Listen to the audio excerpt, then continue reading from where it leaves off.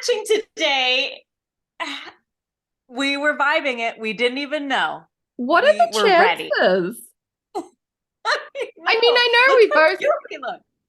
Hey, We look great. Look at us. We have our matching of the publishing Persuasion merch on today. that's so true. For our listeners who are not watching, because I do tend to forget, like I'm trying to remember lately that people are just listening.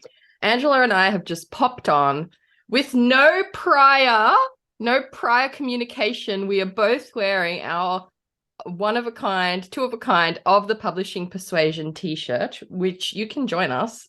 They're in our merch store if you want to join us in the wave of fashion sweeping the nation. I can't believe that. Yes. I know. If you too would like our faces on your bosoms, go to our merch store now.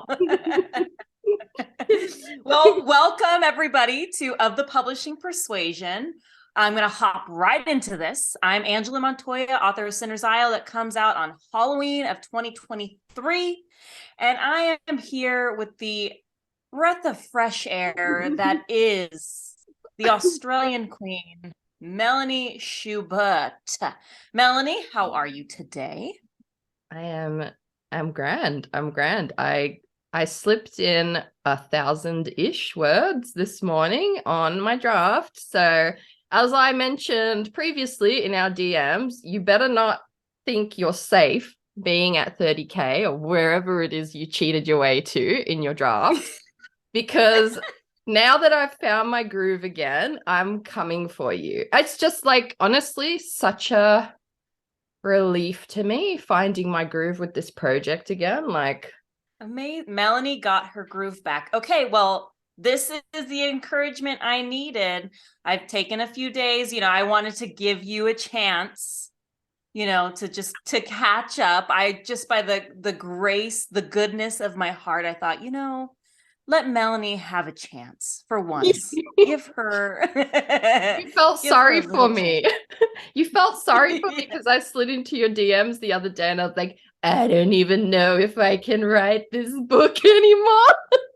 Having like a full, no, but I did. I had like a full crisis over this book. And it kind of struck me the other day. Like, I think I lost my voice with this book when I started getting too deep into some of the themes. Like, it's kind of something random that made me realize it. Because, yeah, like when I started writing it, like I never go on with a project unless I'm like, I can't breathe until I get words down kind of feeling. I think we're the same like that. We want to be writing the thing that sets us on fire.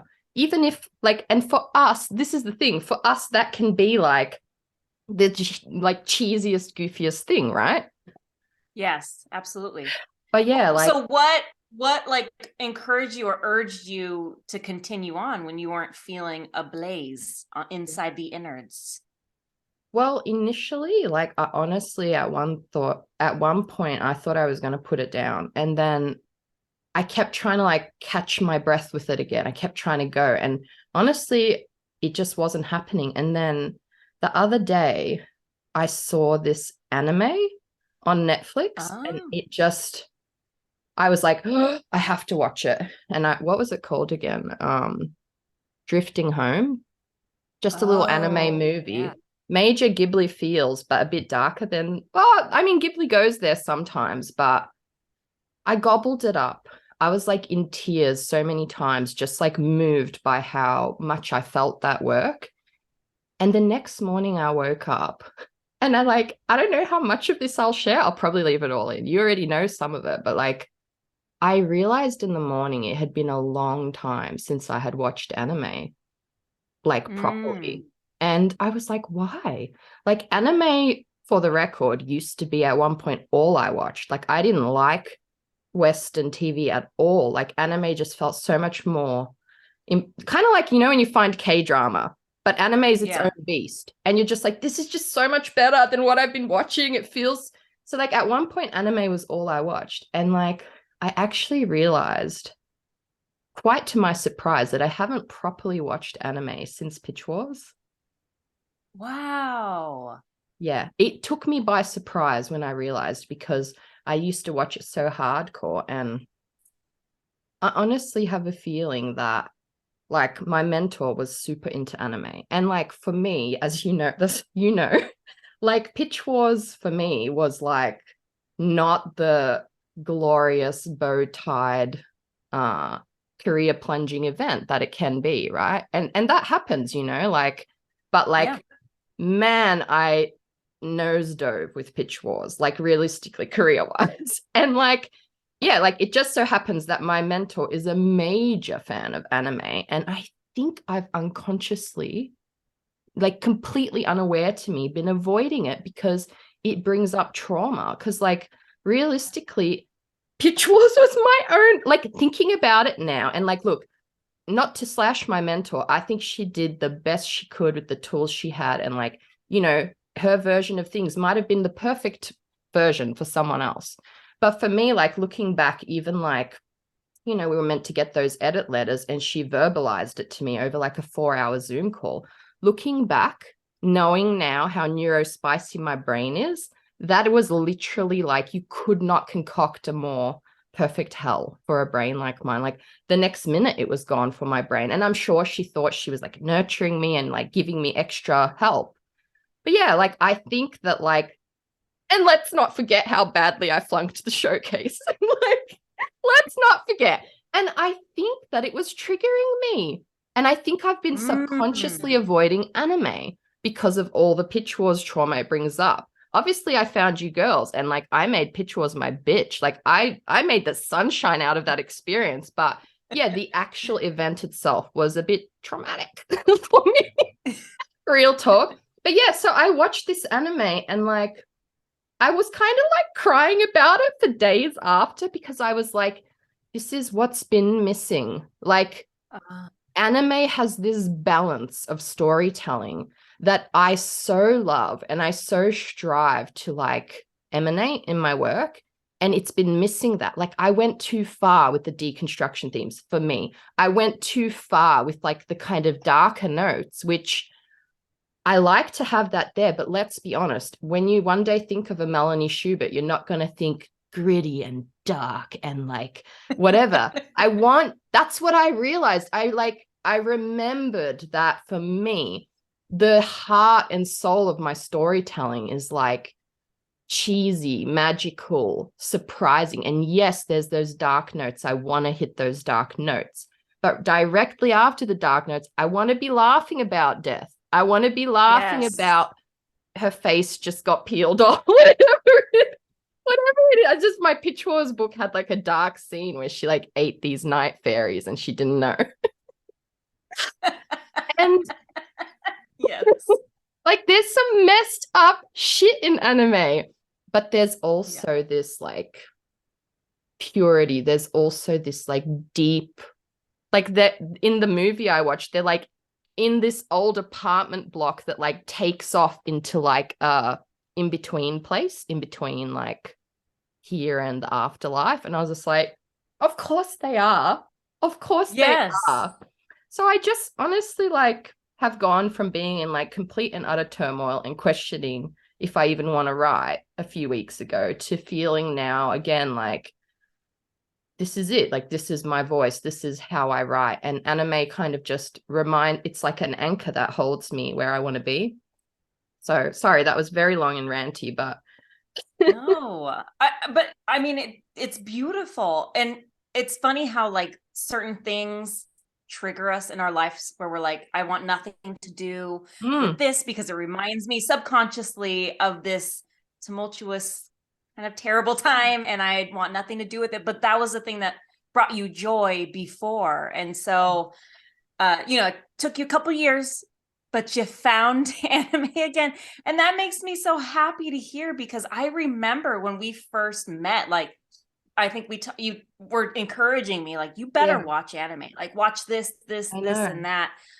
And yeah, I haven't even thought about it that you haven't been watching. Me either. And I was on a podcast this last week, Las Musas, and we were talking about using media as inspiration. Yeah. And like one of the things we were talking about is like going beyond just like the books that you feel like you have to read, or the shows you have to feel like you have to watch for your craft kind of a stuff, but just like exploring whatever makes you feel something and whatever fills the well. And that could be anything. That could be Love is Blind, that could be anime, like go beyond your, for me, like young adult fantasy, and finding those other things that just like make you go like, that's what I want to write. And obviously you're not writing anime, but you're taking and pulling from the balance of that darkness with the light and quirky. And yes, that is Melanie Schubert to a T. So I think that's fantastic. Yeah, I don't know why you're gonna make me cry, but exactly that. Like, it literally was like shock to me. Like what you're saying, like, yeah, a couple of years ago, it was at that point. And then I found K-drama. So K-drama's been filling that hole as well. But like, Yes. to completely almost, I think I've watched one anime movie since Pitch Wars, which is like 3 years ago almost now that we were doing that, like it's been at least 2 years since I properly binged like I used to, and so yeah, that was my little little raw emotional discovery that I was just like, sometimes you move on from something and there's a reason from it, but other times you need to get back to like you said, for me it is that balance, it's that heart, it's like just special notes that anime has that like inspire me so deeply and move me as like a human. But yes, how have you been going with your work? I know you're flying with your word count, damn girl. Well, like I'll fly and then I'll get distracted with like life or whatever else, so I'm not like going, I'm going fast. Let's not get that twisted. But I can go. I'm realizing like if I know where I need to go, like what scene I'm trying to get to, I can go fast. I feel like, because I can just jam out like, okay, I know where I'm going here. So I've been like, what I think has been happening is as I'm writing, I'm learning and realizing what other plot points or things that I want in the story that I didn't really realize, or like little twists that I think will be fun. So I'm really actually am exploring, like I'm just pantsing, but within my means. I know where I want to go, but I'm pantsing like per chapter. And so it's fun. I'm just having fun with it. And I just want to keep reminding you and me like to just have fun with it. And like write the books that we want to write, because I thought I wanted to be this like serious, like we're going hard into these stories writer. And Sinner's Isle at first was so much darker. But as I joined up with Joy Revolution and we kind of like chiseled away at the darkness, it's still there obviously, but we really chiseled away and found the balance. Because that was like Bria's, and I think like Nicola and David Ewan's, like that was their main thing, was like finding the joy amongst the darkness and like finding a way to blend it where it's not so heavy on one thing.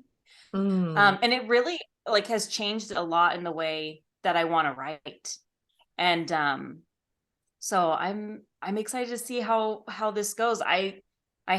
This will possibly be my third book. I'll have to obviously like go on sub with it or try and pitch it to Joy Revolution eventually when it's done, which will be weird, like an interesting experiment, because they might say no.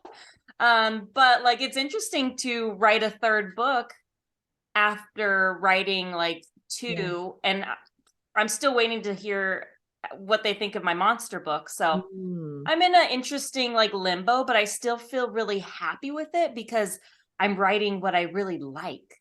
So it's kind of like if this third one doesn't get picked up, I'm fine, because I'm still writing something that brings me joy and excites me, and it can go somewhere else. It's one of those things where I'm just happy writing at the moment. So you're giving me chills all over my body. That's it right there. And when I had this whole realization this week, it goes further to like career-wise. If you're not writing what makes you happy, number one, say I wrote some like poignant, dark, gritty novel and I sold that one, I've automatically set myself up for misery because it didn't come from a place that brought me joy.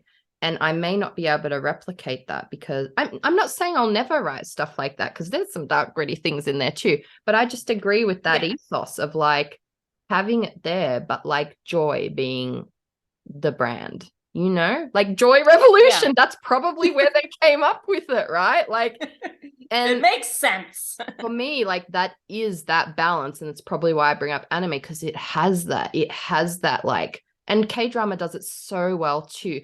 They will go there, they will rip your soul out. But then like the next moment we're like laughing about farts or something, or like because she burnt the rice on the stove, you know? Yes.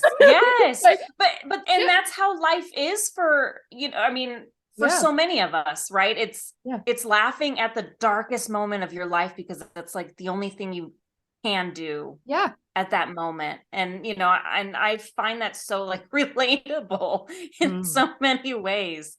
But yeah, 100%. I think we're on the right track. And I feel like for you in particular, like I can see all of your stories somehow meeting each other, you know, like all of your characters at the coffee shop in this like magical, quirky Australian world. And so, you know, I think we've found Melanie's brand right here. That makes me so fucking happy to hear. I can't tell you, because in my head, they are all in the same world, that I write in a world that's basically like ours, but there's all these unseen magic things like behind the veil of, you know, the in-between places. So you made my fucking year with that comment. This is just what I was striving to do all along. You've done it, and you've done it well. Yes, but let's just keep bringing that joy. And like, I'm so like, that in itself is worth all the tears, is worth all the grinding we've done. Because like, I think now that we've found that, like, what brings us joy to write about, like, there's hard times, but like at the end of the day, it's still like, no, I want to write because it brings me joy, because it's the soul of, you've found the soul of what you're writing, you know? And that's what I like to watch. So why wouldn't I write like that, you know? As soon as I watch something that's too gritty, I'm like, oh, no, one episode end. I think you're the same as me. If it's like too dark, you're like, that's not what I thought it was, and I turn it off. Because I understand my brain is a sensitive little soft squishy thing, and what I feed it matters, you know? It's true. We're sensitive little bitches. It's a fact. We're sensitive. And we're warriors as well. Like, I'm not gonna, it's that whole thing of like, don't let people tell you your sensitivity is weakness, because I think it's my strength. Most of the time. It can also be like very destructive sometimes, but it's also my greatest strength, which tends to be the case, right? Your greatest strength is usually your greatest weakness in some way. Wow. But yeah. That was good. Well, Melanie, speaking of like magical, sensitive people, yes, let's introduce our guest that's coming on. I first met Camri on TikTok, and she's absolutely hilarious. Like, if anything I want to do, it's because I watch her and I'm like, damn, she is funny. So she is my goal in life. Wow. No, she's hilarious. So funny. So yeah, let's bring Camri on. But first, let's read her bio. Yes. You can do it today. Okay. I'm crying. Here we go. Raised by a welder and a Jack Mormon in the small town of Wallsburg, Camri Kohler worked her way up to the grid city, Salt Lake. Camri earned her bachelor's degree in English from the University of Utah before completing her master's of library and information science at the University of Illinois at Urbana-Champaign. Ooh. Camri is an archivist at PBS Utah and spends her free time with her partner, her dogs, and her tomatoes. She is a mess of, I know. She is a mess. I do too. She's a mess of unresolved issues, which are primary inspiration for her writing. She's a kindred spirit there. Yes. Her debut novel, Peachy, is under contract with Lake County Press, as are upcoming sequels, Paired and Buried, will be released 4/18/2023. Not numbers. Fucking numbers. That was unfair. I'm reading it as is, okay? I love you. Peachy's going to be released on April 18th, 2023. People, please get it now. Camri's most recent standalone horror novel, Reap What You Sow, is represented by Helen Lane at the Booker Albert Literary Agency and is on submission. She is currently working on a ghost ship whodunit and reclaiming werewolves for the horror genre. Yes, Camri, go. Sorry, Camri, when you listen to this, I completely butchered your bio, but just know, in my heart and soul, you are Top Gun. Sorry. I just watched Top Gun a little bit ago. Did you? She is my Maverick. I will be her goose or whatever. So I'm thinking she's gonna head on over.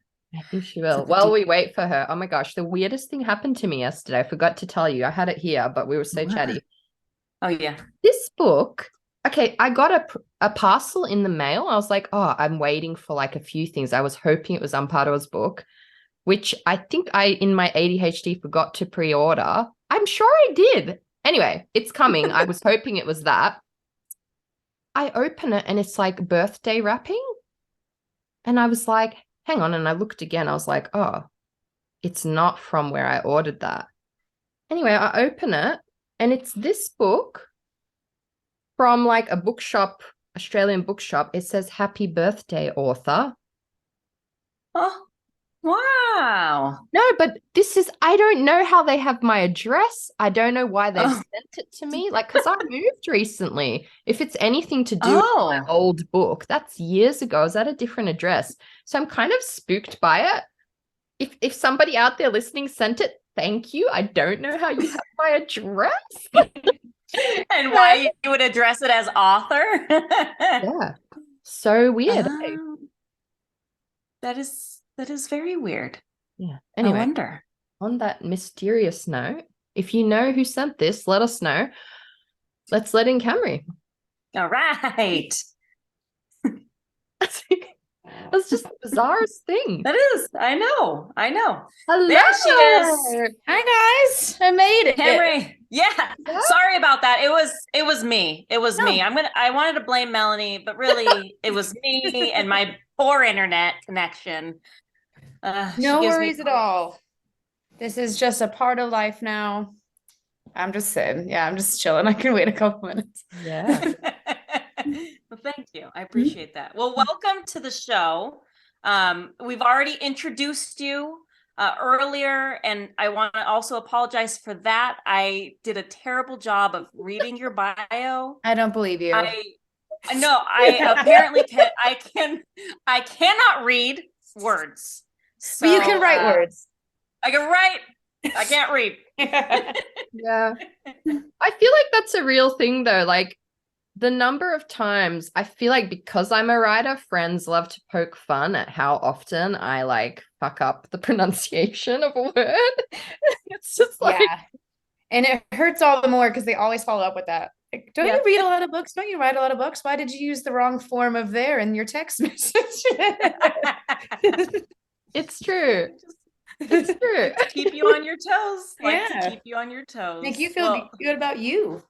Yeah. You should congratulate yourself. You caught that grammar mistake. Well this done. was a test. And you passed. Well, it's so nice to meet you. Angela has been raving about you, and I'm so excited to meet the legendary Camri and have you on the show. It's true. That's true. Nice. I told Melanie how hilarious you are. And like, I mean, the videos you do have me like rolling with, I mean, just how creative you are. So I can only imagine what your many books will be like. I cannot That is so freaking wait. nice. I've been hearing that a lot. A lot of people are like so supportive. Like the TikTok followers are so wonderful to me and they're so nice. And that only makes me more nervous. Like I'm like, they're gonna read it, they're gonna think it's stupid, it's not funny. They're gonna unfollow me on TikTok. Like it's so nice, but I cannot handle the compliments. I'm getting like so nervous every time someone says anything nice. I'm like, you're gonna regret that in 24 hours. Just hold on to it. Okay, fine. We won't say anything nice to you for the rest of the show. That's fine. I mean, that works for me actually. Yeah, that works. I think that that'll might be like, good. yeah, I'm like so like shaky and nervous every time I get a compliment. I'm like, no, no, no, no, no, no. That's so Oh man, cute. I love it. I love those, I think we're all wired that way a bit. Those sweaty writer nerves. They keep us humble though, like yeah, I don't know if I'm ever gonna get out of that Yeah. stage. I really, really don't. As I was looking through all the like what I was going to say, like the things that my topics for today, I'm like, all of them were just, I'm so nervous. I'm so scared. Well, don't worry. You're in good company. I am like a very anxious person. And Wonderful. Angela's I think a lot of us are. Yeah. Yeah. So Yeah. you're in good company. All nerves are welcome. If you need to take a moment to have a breath or like meditate or whatever, be free. It's a relaxed podcast. And yeah, you're welcome. When I start rambling, I might ask, be like, you know what? I've said no clear sentences in the last couple minutes. I'm going to just take a second. We are here for you. Okay. Okay. Yes. Oh, I'm so excited to meet you guys. This is so nice. Okay. I know. No, we are pumped. Now let's get right into it. Okay. Tell us everything about your life. Where were you born? No, I'm just kidding. Just tell us a little bit about yourself. Did you always want to be a writer? I did, but I always thought that was not a real thing that you could actually be, especially when you tell people who have the best of intentions and love for you that you want to be a writer. They're just like, but what's your actual plan? Like you can write on the side, but you need to have like a plan for making money and living. So I got my undergrad in English lit, but I got my graduate degree in library science and I am an archivist. So I was like trying to be around books as much as I could. And I started writing it in 2017, but never thought I would publish it. And then COVID hits, you feel so terrible that you're not being productive enough. And you write a book, you finish the book. But I'm an archivist for PBS, the Utah station specifically.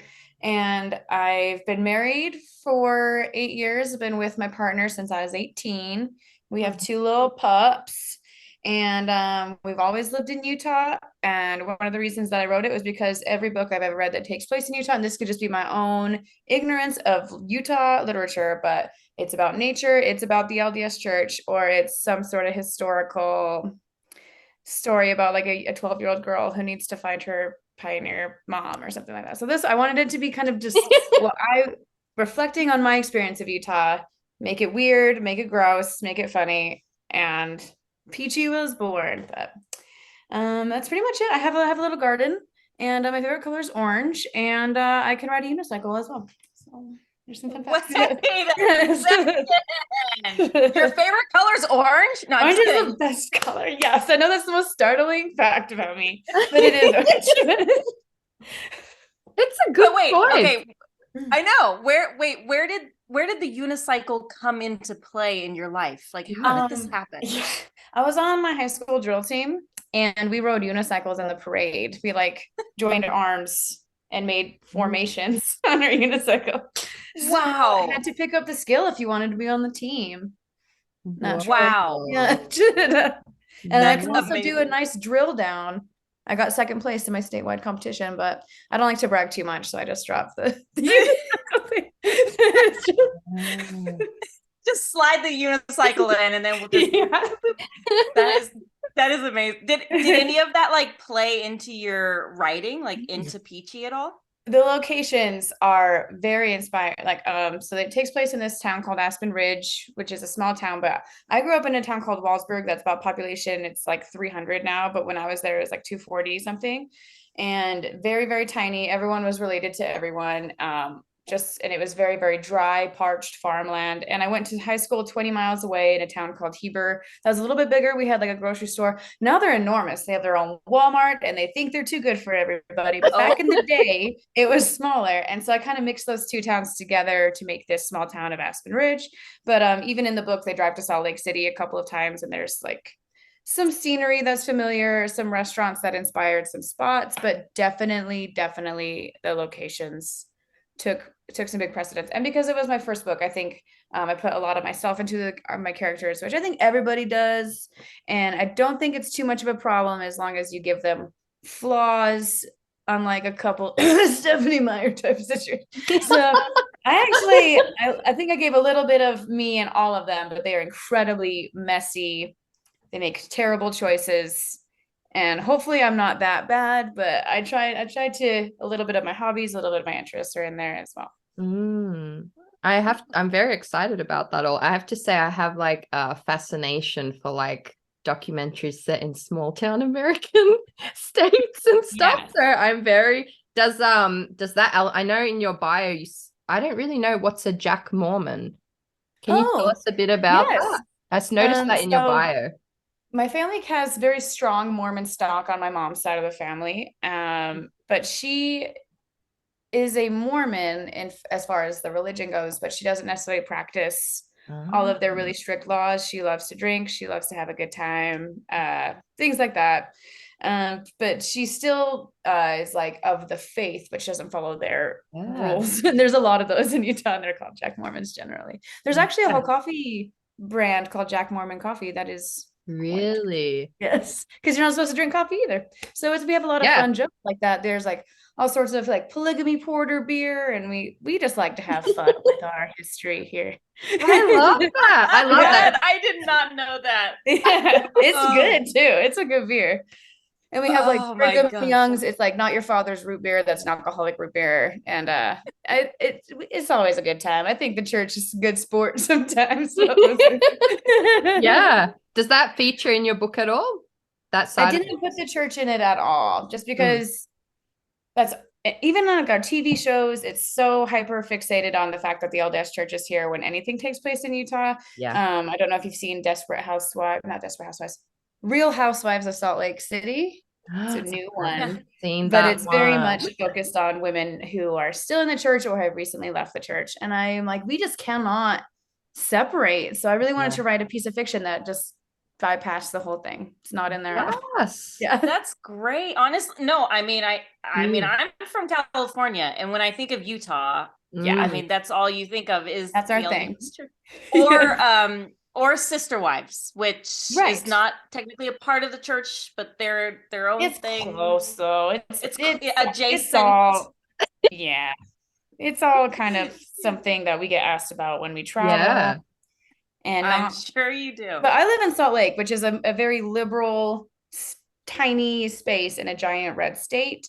But so I love Salt Lake. But whenever like I went to Vegas recently, and like while I was in the elevator, a man was like, how can like you be here if you're from Utah? Aren't you a Mormon? And I was like, I'm clearly so drunk. Why are you even asking me this? No.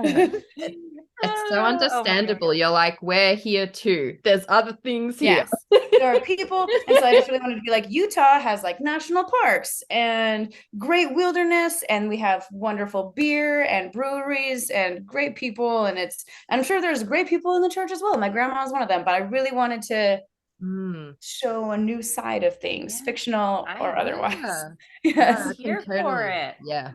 Well, can you tell us about Peachy? Like, what is the dreaded question? So it's in a fictional Utah town, but it focuses on my main character Frankie, who is a 23-year-old mess and a half, and her mother recently passed, so she lives with her grandma, who she absolutely hates, and for good reason. They hate each other.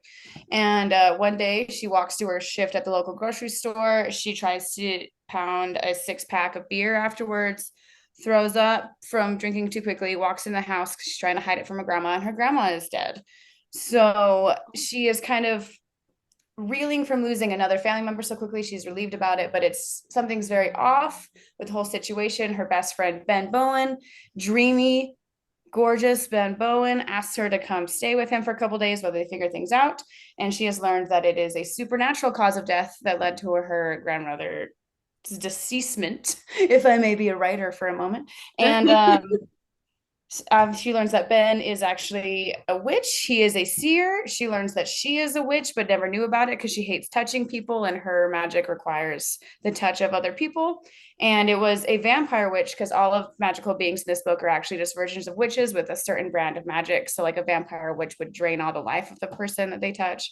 And it was a vampire that killed her grandma, and now she's after Frankie, but it's not to kill her. It's for a little something else. So they kind of are forced into this ragtag group, and a new enemy comes into town that they all have to face. But there's demons, there's reanimated corpses, there's fires, there's rituals, and it's a lot of fun. It's a lot of good fun.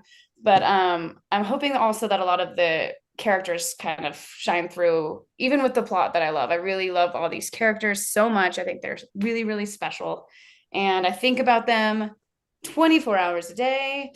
When I'm running on the treadmill, I think about them. When I'm listening to music, I'm thinking about them. So they are just constantly on my mind, and I'm in love with every single one of them. So I hope people like them even just a little bit. If they're just like, these are pretty good, then I would go home crying. Like, that's all I want. Oh, they sound amazing. And the plot, the chaos, the witches. I cannot freaking wait. I mean, I know we're recording on, what is today's date? I don't remember. The 17th. It is the 17th. So the book comes out tomorrow, officially?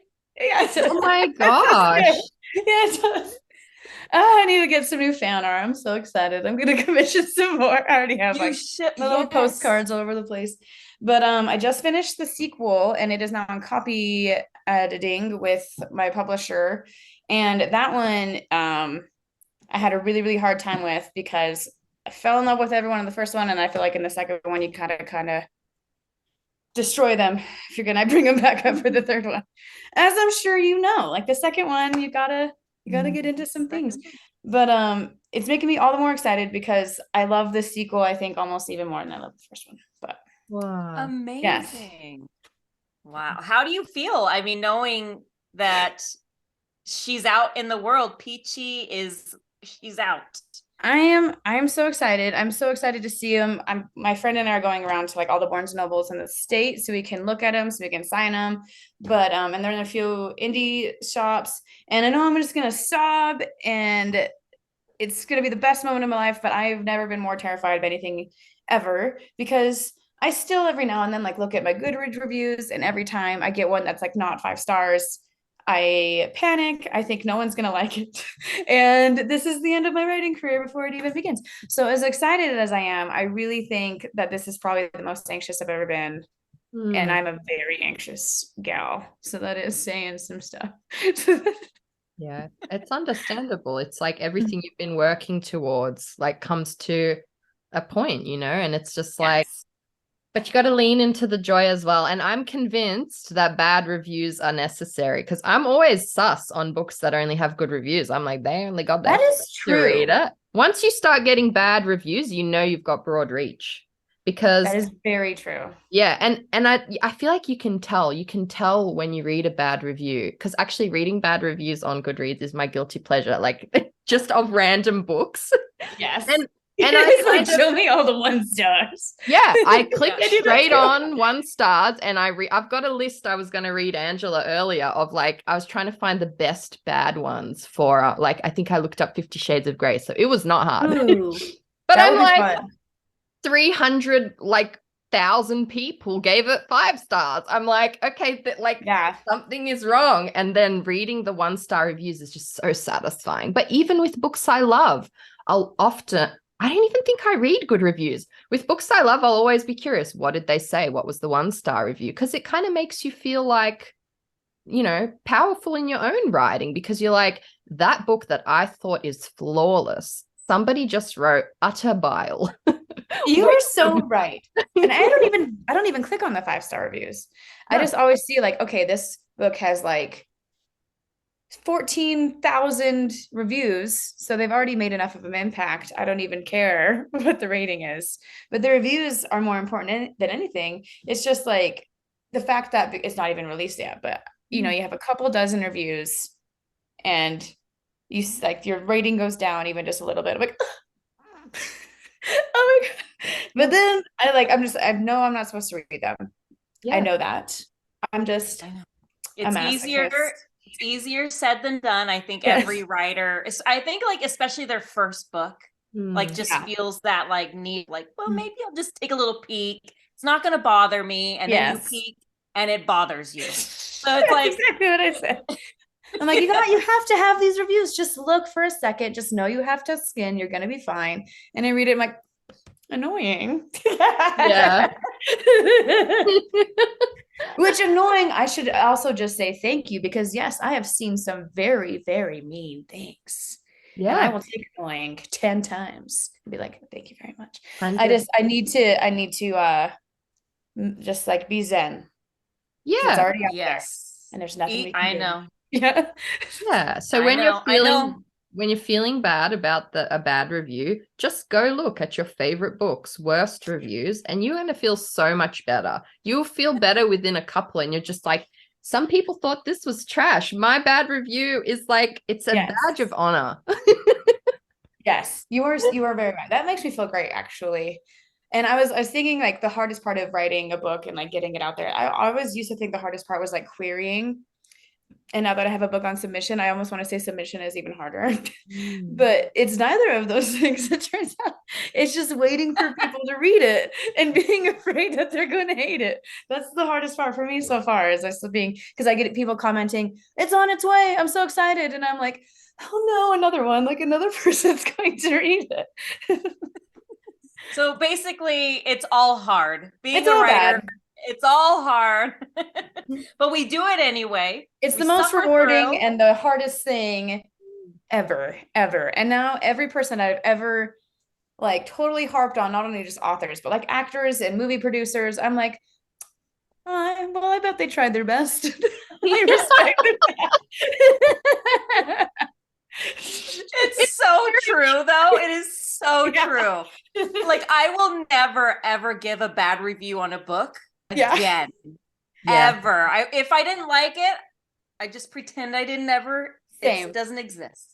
Exactly the same. And I'm always like, you know what? I can find at least one good thing about it. Like, I'm like, cover is beautiful. 3 stars. It's so true. It's so true. But one thing, honestly, that I want to say was like Claribel Ortega said, and it sticks with me, and I'm pretty sure she said it, but is like the thought of when you watch a show or a movie, you're not thinking of like, whoever wrote this, I'm going to leave them a bad review, they suck. You're just thinking, okay, this property, this thing isn't good. And so like as an author, it's like this reminder of once you put your stuff out in the world, it's no longer about you. It's about the work. And you hope it's not personal when somebody leaves a bad review. But I mean, I think we all know that there are people that love chaos and to like hurt people's feelings. And those people can, kick rocks. I don't know. To tell you. 100%. I was just gonna say, like, I think that's the other thing. It's important to remember the trolls. Like, there are literally people who sit out there with the sole purpose of like, it gives them joy to write something wretched on the review to like try bring you down a few pegs. And like, I don't particularly care for those people's opinions on anything because they're so like, empty and hollow inside or whatever. If that's what they want their like life legacy to be, hey, like I couldn't give shits what they think about anything I'm doing. You are the most right. I think you are both very wise. And I am going to honestly try my best to remember all of that. Because I'm gonna have a mantra tonight. I've been like having stress streams all week, and we're gonna be zen. And we're going to say thank you to every bad review. Yeah. Because that's There one you more go. review we didn't have. And if anything, it cancels out all the reviews that like my sister wrote for me that I also don't count as real reviews.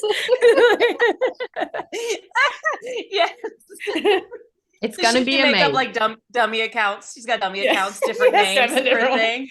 And it's I just noticed copied that and on mine paste. too. Yeah, I noticed that on mine. Like I was like, okay, I know that's my mom. Like I know for a fact. It's she like not spelled, Angela's yeah, mom. yeah. It wasn't even about the book. It was just like Angela is so beautiful. She's so smart. Like, okay, Debbie. Her I know kindergarten it's teachers you. were wrong about her. Yep, it's true. Okay, so well, we discussed the hardest part. What has been the best part for you so far?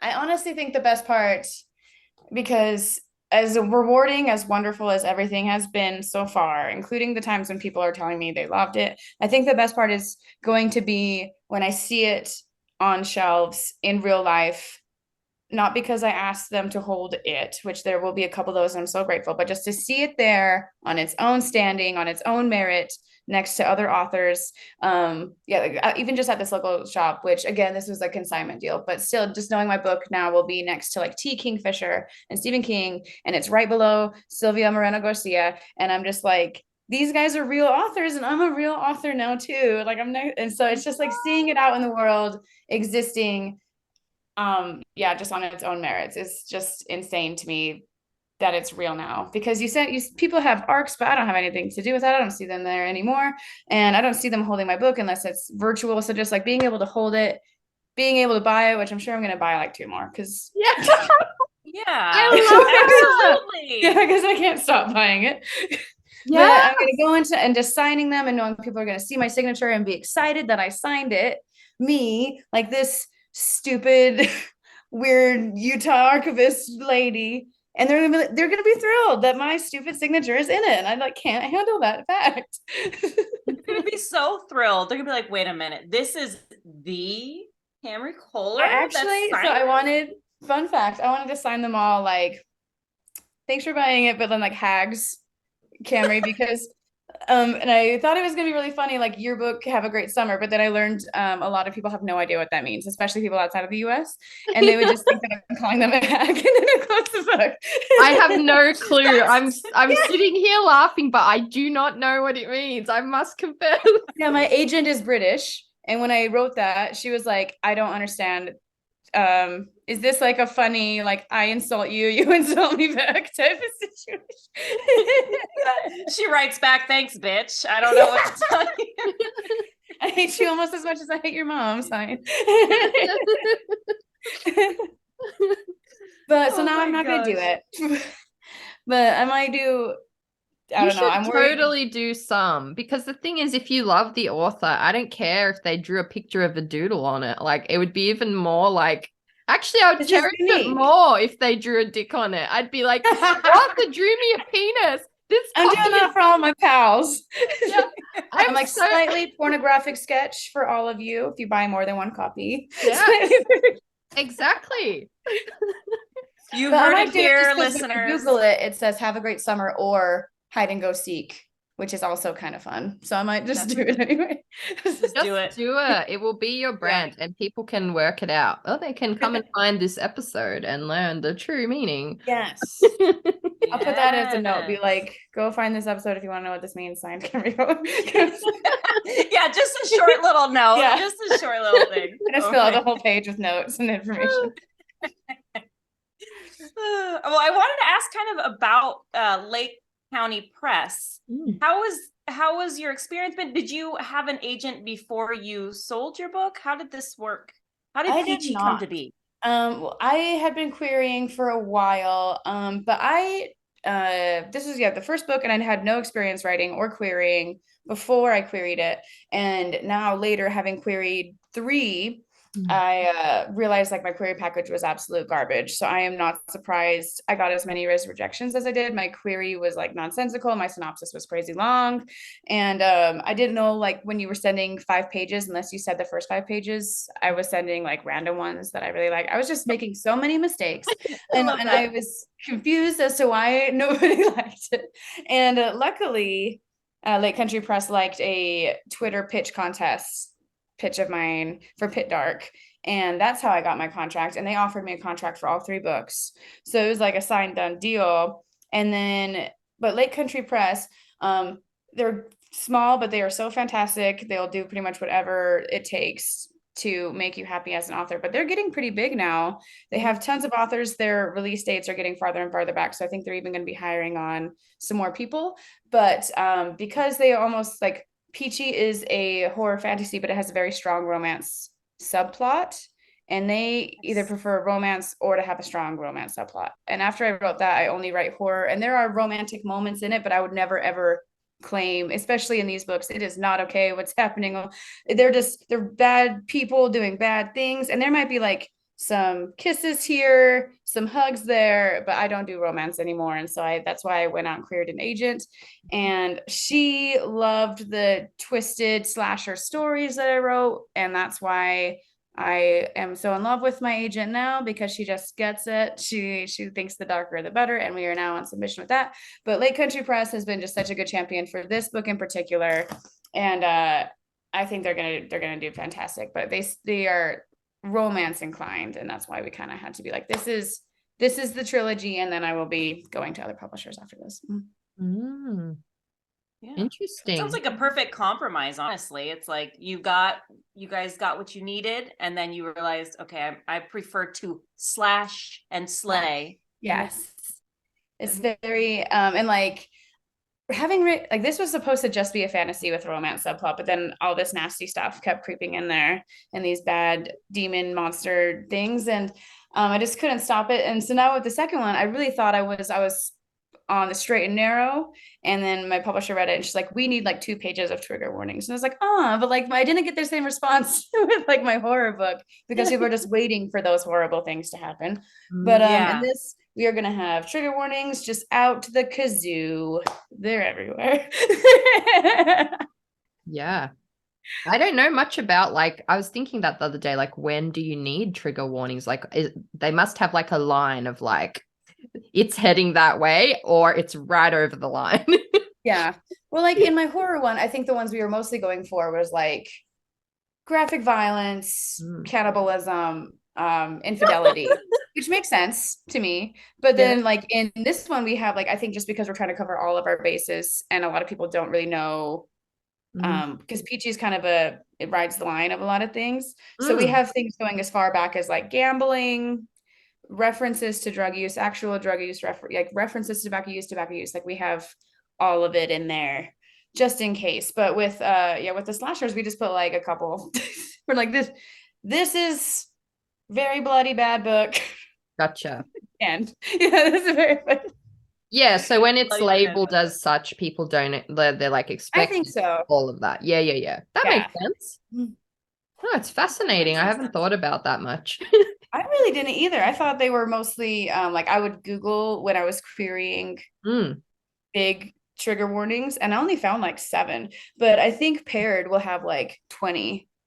Yeah. But it goes really, it gets really into the minutia of stuff.